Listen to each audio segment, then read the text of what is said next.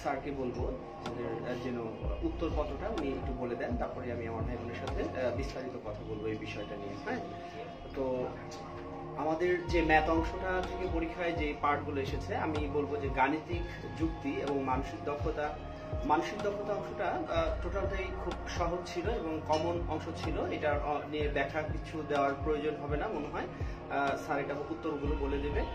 আর গাণিতিক যুক্তিটার কয়েকটা পার্টে শুধুমাত্র আমার কাছে মনে হয়েছে যে এটা শিক্ষার্থীদের জন্য একটু জটিল, কারো কারো কাছে মনে হয়েছে কয়েকটা ম্যাথের জন্য, সেটা হচ্ছে হয়তো মান নির্ণয়, সূচক লগারিদম, হয়তো কারো কোথাও অসমতা হতে পারে, কিন্তু আমার মনে হয় যে অসমতা কোশ্চেনটা খুব সহজ ছিল, কমন ছিল কোশ্চেনটা। আর বাস্তব সংখ্যা থেকে একটা হয়তো গুণ আসছিল, সেই গুণটা হয়তো কারোর কাছে কনফিউজ হবে, স্যার এগুলো ব্যাখ্যা দিবেন সুন্দর করে। আমি শ্রদ্ধেয় রবিউল ভাইকে বলবো যে কোশ্চেনগুলোর ব্যাখ্যাগুলো দিয়ে দিতে, তারপরেই আমরা বিশেষ লিখিত নিয়ে কথা বলবো আমার প্রিয় ভাই বোনদের সাথে। আর চমৎকার একটা সেশন নিয়ে আমাদের সাথে উপস্থিত হবেন কিছুক্ষণের মধ্যেই হয়তো আমাদের শ্রদ্ধেয় এমডি স্যার, এমডি মহোদয় এসে উনি গুরুত্বপূর্ণ দিক নির্দেশনা এবং সর্বশেষ ইয়েটা দিবেন। সো আমরা সেটার অপেক্ষায় আসছি। আমি সময় নষ্ট না করে আমি আমার প্রিয় রবিউল ভাইকে বলবো যে আপনি একটু আমাদেরকে ব্যাখ্যাটা একটু দিয়ে দেন কাইন্ডলি প্লিজ। সুপ্রিয় শিক্ষার্থীবৃন্দ, আমরা ম্যাথ অংশের আমাদের সেট নম্বর 3 সেটের 3 নম্বর সেটের আমাদের 91 নম্বর প্রশ্ন থেকে ম্যাথ এবং মানসিক দক্ষতার যে পার্টটা আছে, আমরা যে অঙ্কগুলো একটু ঝামেলাপূর্ণ আমরা সেটা নিয়ে ব্যাখ্যা করব, বাকি প্রশ্নগুলো আমরা শুধুমাত্র উত্তর বলে চলে যাব। দেখেন, আমাদের প্রথমে যে প্রশ্নটা আছে 91 নম্বর প্রশ্নটা, 91 নম্বর প্রশ্নটা এটা প্রবাবিলিটির সম্ভাব্যতার একটা অঙ্ক, খুবই সহজ একটা অঙ্ক। দেখেন, এখানে আমাদের উত্তরটা ক নম্বর অপশন। এখন এখানে একটু ব্যাখ্যা করলে আমরা যেটা পাই সেটা হলো 1 থেকে 440 পর্যন্ত সংখ্যাগুলোর আমরা দৈবচরণ পদ্ধতিতে যদি নেই তাহলে বর্গ সংখ্যা হওয়ার সম্ভাবনা কতটুকু। আমাদের সম্ভাব্যতার অঙ্কে জাস্ট দুইটা জিনিস জানতে হয়, টোটাল আমার কয়টা ফল আছে সেটা এবং আমার অনুকূলে কয়টা ফল আছে সেটা। দেখেন, এখানে টোটাল সংখ্যা আছে কয়টা, 1 থেকে 440 পর্যন্ত, তার মানে 440টা সংখ্যা আছে। আমার অনুকূলে ফল কারা, আমার পূর্ণবর্গ সংখ্যা। এখন 440 পর্যন্ত সংখ্যার ভিতরে 1 থেকে পূর্ণবর্গ সংখ্যা আছে আমাদের 20টা, তাহলে আমার অনুকূল ফল আছে 20 আর টোটাল ফল আছে কয়টা, 440টা। তাহলে এখানে দেখেন আমরা উত্তর পাবো অনুকূল ফল বাই টোটাল আমার যে ফলাফল, তাহলে 20/440। আমরা এটাকে যদি একটু কাটাকাটি করি তাহলে 1 বাই কত পাই, 1/22 পাই আমরা। দেখেন, আমাদের প্রথম যে অঙ্কটা ছিল, আমরা প্রথম অঙ্কটার আমরা উত্তরটা দেখলাম। এরপরে দেখেন আমাদের 92 নম্বর যে প্রশ্নটা আছে, 92 নম্বর প্রশ্নটা এটা একটা ধারার একটা অঙ্ক। দেখেন, ধারার যে অঙ্কটা আসছে, সচরাচর যে অঙ্কগুলো ধারা থেকে আসে সাধারণত সমান্তর ধারা অথবা গুণোত্তর ধারা, এই প্রশ্নটা গুণোত্তর ধারা থেকে আসছে, কিন্তু এটা একটা অসীম ধারার, আমাদের অসীম ধারার সমষ্টি নির্ণয় করতে বলছে। আমাদের যে ধারাটা আছে, দেখেন ধারাটার আমরা যদি একটু সাজাই তাহলে যে আকারটা পাই এখানে আছে 0.12, তার সাথে যোগ করা আছে 0.0012। এভাবে আমাদের ইনফিনিটি পর্যন্ত জাস্ট যোগফলটা নির্ণয় করতে বলছি। সমান্তর ধারা অসীম ধারার আমরা সমষ্টি নির্ণয়ের যে সূত্রটা পাই সেটা হলো সামেশন ইনফিনিটিভ সমান a/1 - r। এখানে 8টা আসলে কি আর এটা কি, এটা হলো প্রথম পদ আর 8টা হলো সাধারণ অনুপাত। এখানে দেখেন আমাদের প্রথম যে পদটা আছে, আমরা যদি একটু ভালো করে জাস্ট একটু সাজিয়ে নিই তাহলে যে পার্টটা পাই, আমরা সিরিজটাকে কিন্তু একটু সাজিয়ে নিলে পাই, দেখেন আমরা 12 কমন নিয়ে নিলে 1/100 থাকে প্লাস 1/10,000, এভাবে কিন্তু আমরা ইনফিনিটি পর্যন্ত ধারাটা পাই। তাহলে দেখেন আমাদের 12টা কিন্তু সবার সাথে কমন, আমরা ধারাটার ইনফিনিটিভ ধারাটা দেখেন এই অংশটা নিতে পারি। তাহলে এখানে দেখেন এর মানটা পাই আমরা 1/100, আর আমরা সাধারণ অনুপাত যেটা পাই, সাধারণ অনুপাত নির্ণয়ের সূত্র হলো দ্বিতীয় পদ তাকে ভাগ করতে হয় প্রথম পদ। এখান থেকে আমরা যে পার্টটা পাই সেটাও কিন্তু 1/100 পাই। এখন আমরা যদি এই সূত্রটা পার্ট বসাই a/1 - r, তাহলে দেখেন আমাদের এই অংশের থেকে যে উত্তরটা আমরা পাই, এখান থেকে দেখেন আমার টোটাল কিন্তু 12টা গুণ আছে। এর সাথে দেখেন এর মানটা 1/100, আর এর মানটা আমরা দেখেন এখান থেকে যে অংশটা পাই এটাও কিন্তু আমরা আর এর মানটা দেখেন এই অংশে 1 - 1/100। এখন দেখেন এখান থেকে 12 ইনটু, আমরা যদি এটাকে কাজ করি তাহলে নিচের পার্টটা উপরে চলে যাবে, নিচেই দেখেন 99। আমরা এই অংশটা কাটা করলে 100, এখান থেকে 12/99। আমরা এটাকে যদি আরেকটু ক্যালকুলেশন করি, 3 দিয়ে কাটাকাটি করলে এটা 4 কত, 4/33। তার মানে দেখেন আমাদের ক নম্বর অপশনে, এটাও কিন্তু ক নম্বর অপশনে উত্তরটা রাখা আছে। এটা খুব সহজ একটা অঙ্ক ছিল, আমরা এই পার্টটাও দেখলাম। পরবর্তী প্রশ্নটা নিয়ে আমার সাজান ভাই বলছে, দেখেন এই প্রশ্নটা একটু ক্রিটিক্যাল ছিল। আমরা 93 নম্বর প্রশ্নটা যদি দেখি তাহলে কি পাই? 93 নম্বর প্রশ্নটার দেখেন এখানে আমাদের একটা বাস্তব সংখ্যার যে প্রশ্নটা আসছে, এখানে গুণ করতে বলছে √(-8), তার সাথে গুণ √(-2). আমরা এই পার্টটা যদি একটু চিন্তা করি, অনেকে হয়তো সরাসরি এটার উত্তর করবে কি, যেহেতু এখানে √8, এখানে √-2, এটা গুণ করে ফেলবে, মাইনাসে মাইনাসে প্লাস হয়ে যাবে, 8 দুগুণে 16, সেখান থেকে আমরা বর্গমূল করলে 4 পাবো। আসলে এই জায়গাটা একটু খেয়াল করতে হবে।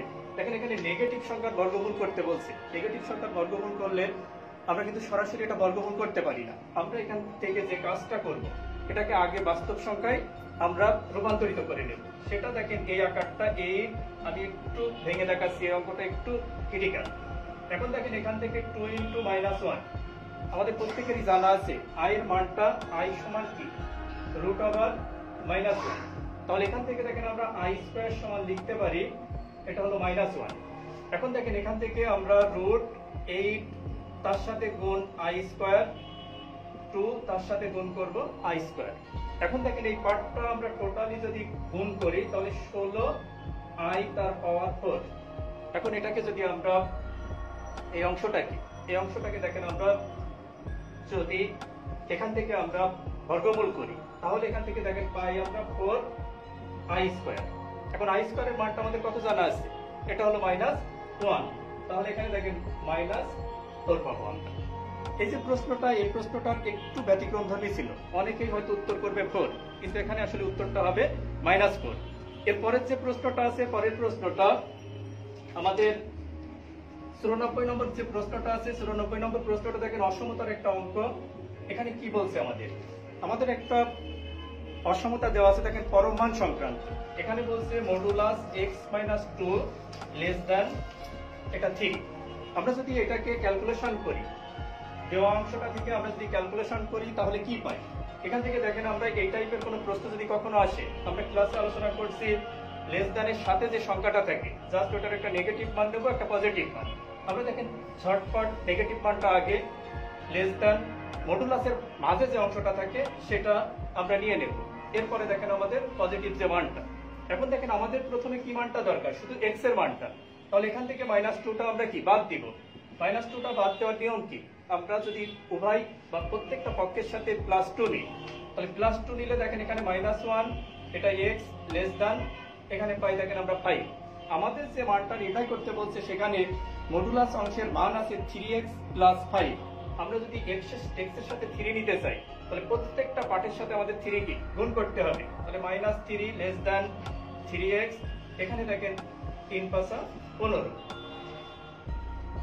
এখন দেখেন আমাদের এর সাথে যে অংশটা আছে এর পাশে আমাদের কিন্তু মাঝের অংশটায় 3x + 5 আছে। তাহলে এই 5 আনতে হলে কি করতে হবে, আমাদের প্রত্যেকটা পার্টের সাথে 5 যোগ করতে হবে।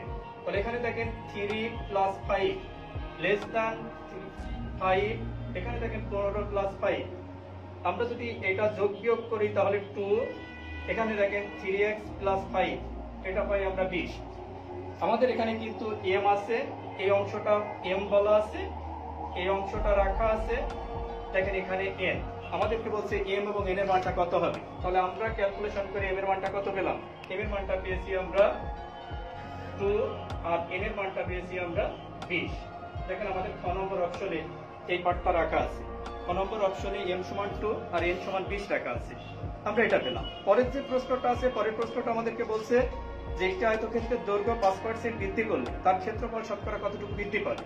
আমরা আয়তক্ষেত্রের ক্ষেত্রফল প্রত্যেকে জানি, দৈর্ঘ্য ইনটু প্রস্থ। দেখেন এই পার্টটা আমরা যদি দেখি, 95 নম্বর যে প্রশ্নটা আছে, উত্তরটা বললেই হয় নাকি, 95 নম্বর যে প্রশ্নটা আছে, দেখেন আমাদের ক্ষেত্রফলটা শুধুমাত্র দৈর্ঘ্যটা বৃদ্ধি করবে, তার মানে প্রস্থটা ঠিক থাকবে।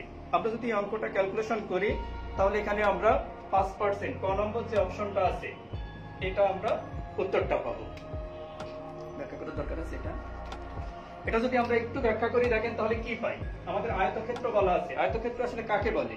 যে চতুর্ভুজের বিপরীত বাহুদ্বয় পরস্পর সমান ও সমান্তরাল এবং কোণগুলো সমকোণ, তাকে আমরা কি বলি? আয়তক্ষেত্র বলি। দেখেন এটা একটা আয়তক্ষেত্র। আমাদের এটা দৈর্ঘ্য বলা নেই বা প্রস্থ বলা নেই। আমি দৈর্ঘ্যটা ধরলাম x, প্রস্থটা ধরলাম y। তাহলে দেখেন আমরা ক্ষেত্রফলটা কত পাই? ক্ষেত্রফলটা পাবো আমরা xy, কারণ প্রত্যেকেরই জানা আছে আয়তক্ষেত্রের ক্ষেত্রফল সমান দৈর্ঘ্য ইনটু প্রস্থ। তাহলে আমাদের মূল যে ক্ষেত্রটা তার ক্ষেত্রফল পেলাম আমরা xy। এখন দেখেন আমাদের প্রস্থটা বৃদ্ধি করতে বলিনি, শুধুমাত্র দৈর্ঘ্যটা বাড়াতে বলছি। কত পার্সেন্ট? 5%। তাহলে 5% বৃদ্ধিতে আমরা দৈর্ঘ্যটা পাবো, নতুন যে দৈর্ঘ্যটা দেখেন পাবো x তো থাকবে, তার সাথে দেখেন আমাদের 5%, x এর 5%, কথার অর্থ হলো 5/100। এখান থেকে দেখেন আমরা একটু কাজ করলে x এর 1/20, এটা আরেকটু কাজ করলে দেখেন আমরা পাই x/20 সমান সমান 21x/20। এটা পেয়েছি। দেখেন আমরা বৃদ্ধি পাওয়ার পরে শুধুমাত্র আমার দৈর্ঘ্যটা বৃদ্ধি করতে বলছে, এই পার্টটা বৃদ্ধি করবে, আমার কিন্তু প্রস্থটা ঠিক রাখতে বলছে। তাহলে আমার নতুন যে ক্ষেত্রটা আসলো তার ক্ষেত্রফলটা কতটুকু পাবো? এটা হবে দৈর্ঘ্য, আর প্রস্থ কিন্তু y থাকবে। তাহলে অতএব নতুন ক্ষেত্রফল পাবো আমরা 21x, এটার সাথে দেখেন y, তাহলে 21xy/20। এটা পেলাম দেখেন আমরা নতুন। তাহলে এটা নতুন ক্ষেত্রফল, আর মূল ক্ষেত্রফলটা ছিল আমার xy। তাহলে বৃদ্ধি পাবে, অতএব ক্ষেত্রফল বৃদ্ধি। দেখেন বৃদ্ধি পাবে আমাদের 21xy, মূলটা আমরা বাদ দিয়ে দিলাম।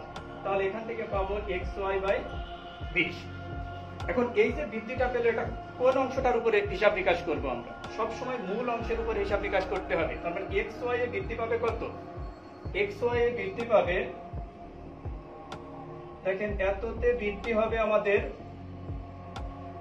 xy/20। আমাদেরকে বলছে শতকরা কতটুকু বৃদ্ধি পাবে, তার মানে 100-র ভিতরে কতটুকু? 100-তে বৃদ্ধি পাবে আমাদের xy, এখানে দেখেন 20 ইন্টু xy। আমরা এটা যদি কাটাকাটি করি তাহলে 5 পাই। তাহলে অতএব বৃদ্ধি পাবে আমাদের 5%। এটা উত্তরটা দেখেন ক নম্বর অপশনে রাখা আছে। এটা ছিল আমাদের 95 নম্বর যে প্রশ্নটা, একটু ব্যতিক্রমধর্মী প্রশ্ন। একটা পার্ট বাড়াতে বলছে যার কারণে একটু ব্যতিক্রমধর্মী। 96 নম্বর অঙ্কটা একেবারে সহজ, প্রত্যেকেই আপনারা পারবেন। বলছে চিনির মূল্য 10% কমে যাওয়ায় চিনির ব্যবহার শতকরা কতটুকু বাড়ালে চিনি বাবদ খরচ একই থাকবে, মানে বাজেটের কোনো পরিবর্তন হবে না। আমরা এই টাইপের প্রশ্নগুলো প্রত্যেকেই আলোচনা করে আসছি বা ক্লাসে আমাদের প্রত্যেক টিচার শুধু উত্তর দিয়ে দেব। দেখেন আমাদের এখানে যেটা আছে, তাহলে এখানে আমরা 96 নম্বর প্রশ্নের উত্তর পাবো আমরা খ নম্বর অপশন, 11 সমস্ত 1/9%। এটা সহজ একটা প্রশ্ন ছিল আমাদের। পরবর্তী 97 নম্বর যে প্রশ্নটা আছে, এটার উত্তরটা বলা আছে আমাদের 27, দেখেন √3, ঘ নম্বর অপশন। 98 নম্বর অপশনের যে প্রশ্নটা আছে, এটার উত্তর পাবো আমরা 110 ডিগ্রি। পরের যে প্রশ্নটা আছে আমাদের 99 নম্বর প্রশ্নের উত্তর পাবো আমরা 30। এরপরে দেখেন আমাদের 100 নম্বর যে প্রশ্নটা আছে, 100 নম্বর প্রশ্নের উত্তর এটা হবে দেখেন আমাদের 6x। 101 নম্বর প্রশ্নের যে উত্তরটা, এটা পাবো আমরা -2। 102 নম্বর প্রশ্নের উত্তর, এটা পাবো আমরা 6/13, খ নম্বর অপশন। 103 নম্বর প্রশ্নের উত্তর পাবো আমরা 25/144। 104 নম্বর প্রশ্নের উত্তর, এটা পাবো আমরা 968। এরপরে দেখেন আমাদের 105 নম্বর যে প্রশ্নটা, 105 নম্বর প্রশ্নের উত্তর, এটা পাবো আমরা 2। 106 নম্বর প্রশ্নের উত্তর, এটা ক নম্বর অপশন, মানসিক দক্ষতার। 107 নম্বর প্রশ্নের উত্তরটা পাবো আমরা, এটাও দেখেন আমাদের ক নম্বর অপশন, এটা প্রতিবিম্ব সংক্রান্ত, ক নম্বর অপশন। এরপরে দেখেন আমাদের 108 নম্বর যে প্রশ্নটা আছে, এটা মানসিক দক্ষতার, এটার উত্তর পাবো আমরা ক নম্বর অপশন। 109 নম্বর প্রশ্নের উত্তর এটা পাবো আমরা খ নম্বর অপশন বুধবার। এরপরে দেখেন 110 নম্বর যে প্রশ্নটা আছে 110 নম্বর প্রশ্নের উত্তর পাবো আমরা এটা হলো খ নম্বর অপশন 68। 111 নম্বর যে প্রশ্নটা আছে 111 নম্বর প্রশ্নের উত্তর পাবো আমরা এটা 25 মিনিট গ নম্বর অপশন। এরপরে আমাদের 112 নম্বর স্ক্রু ও ঘড়ির কাঁটার ঘূর্ণন গতির দিক এটা একই দিক থাকে ক নম্বর অপশন। এরপরে দেখেন আমাদের যে প্রশ্নটা আছে বলছে নিচের কোনটা ছোট সংখ্যা। আমরা যদি এই মানগুলো প্রত্যেকটা দেখি তাহলে ঘ নম্বর যে অপশনটা আছে 4/12 এটা সবচেয়ে ছোট। এরপরে একটা খুবই সহজ একটা প্রশ্ন আছে আমাদের গুণ করার কথা বলা আছে 114 নম্বর প্রশ্নটা এটা প্রত্যেকেই পারবো।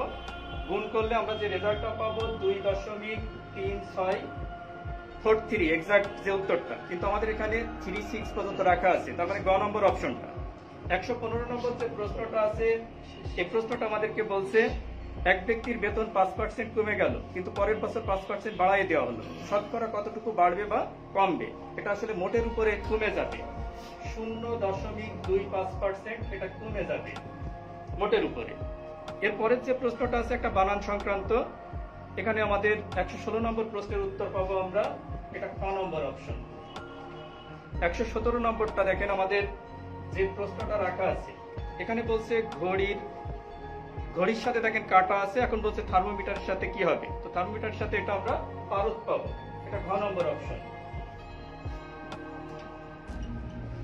এরপরে দেখেন আমাদের 118 নম্বর যে প্রশ্নটা আছে 118 নম্বর প্রশ্নটা আমার 100 থেকে 200 এর মধ্যে 3 দ্বারা বিভাজ্য সংখ্যা কয়টি, এটা আমরা পাবো 33টি গ নম্বর অপশন। এরপরে দেখেন আমাদের 119 নম্বর যে প্রশ্নটা আছে এটার উত্তর পাবো আমরা গ নম্বর অপশন।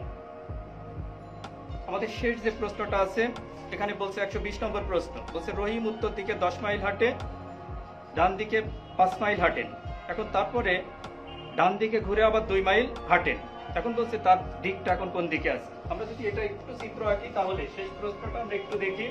দেখেন এখানে রহিম সাপোজ এখান থেকে যাত্রা শুরু করলো, সে উত্তর দিকে যাবে কতটুকু 5 মাইল, এখান থেকে আমাদের এটা 10 মাইল, এখান থেকে ডান দিকে ঘুরবে উত্তর দিকে, দেখেন ডান দিক মানে কি হাতের ডান দিকে, সে 5 মাইল যাবে, এখন আবার সে ডান দিকে ঘুরবে, ঘুরে 2 মাইল হাঁটবে, এখন আমার বলছে যে দিকটা এই দিকটা কতটুকু, দেখেন উত্তর দিকে গেল তারপরে পূর্ব দিকের থেকে আমার দক্ষিণ দিকে, তাহলে এটা আমরা সাউথ বা দক্ষিণ, এটার উত্তর আছে আমাদের ঘ নম্বর অপশন। এটাই ছিল আমাদের ম্যাথমেটিক্স পার্টের যে 30টা প্রশ্ন ছিল, আমরা 30টা প্রশ্ন নিয়ে আমরা আলোচনা করলাম।